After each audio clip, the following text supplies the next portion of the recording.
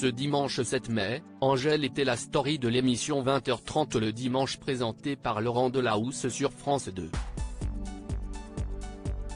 La chanteuse s'est confiée à cœur ouvert en fin d'interview à propos de sa célébrité et de l'impact sur sa santé mentale. Angèle se confie à cœur ouvert. La chanteuse belge est le phénomène incontournable de la pop francophone. Elle a fait sensation en 2018 avec la sortie de son album Brawl et de son titre Balance ton quoi, et elle a prouvé son talent dans son second opus 95 sorti en fin décembre 2021. Depuis, tout semble sourire à la jeune femme, qui a d'ailleurs rempli à guichet fermé la Défense Arena à Nanterre le 2 et 3 décembre dernier. La plateforme de streaming Netflix l'a également suivi dans son quotidien, permettant à sa communauté de la découvrir dans un portrait beaucoup plus intimiste dans le documentaire intitulé Angèle.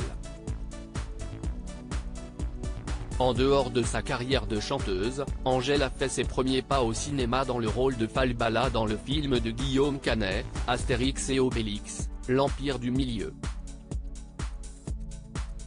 Elle a prouvé depuis le début de sa carrière qu'elle avait plusieurs cordes à son arc, même si elle s'est mis la pression pour ce premier rôle au cinéma. On n'est jamais complètement sûr de soi. Ce dimanche 7 mai, Angèle était la story de l'émission 20h30 le dimanche présentée par Laurent Delahousse sur France 2. La chanteuse s'est confiée sur son shooting photo pour le magazine Playboy qui lui a laissé un goût amer, sur la création de son titre phare Balance ton quoi, mais également sur sa célébrité et sa santé mentale.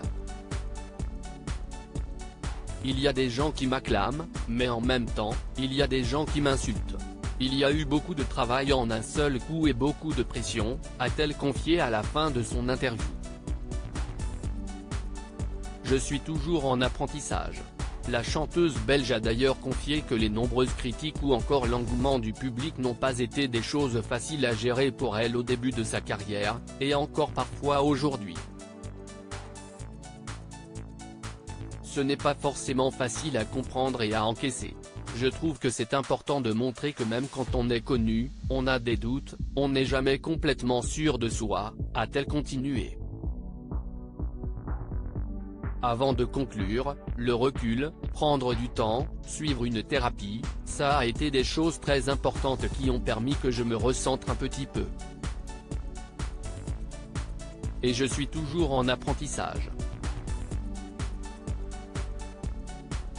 À lire aussi je m'en suis beaucoup voulu, Angèle révèle qu'elle a cassé les 3 victoires de la musique qu'elle a remportées en 2019.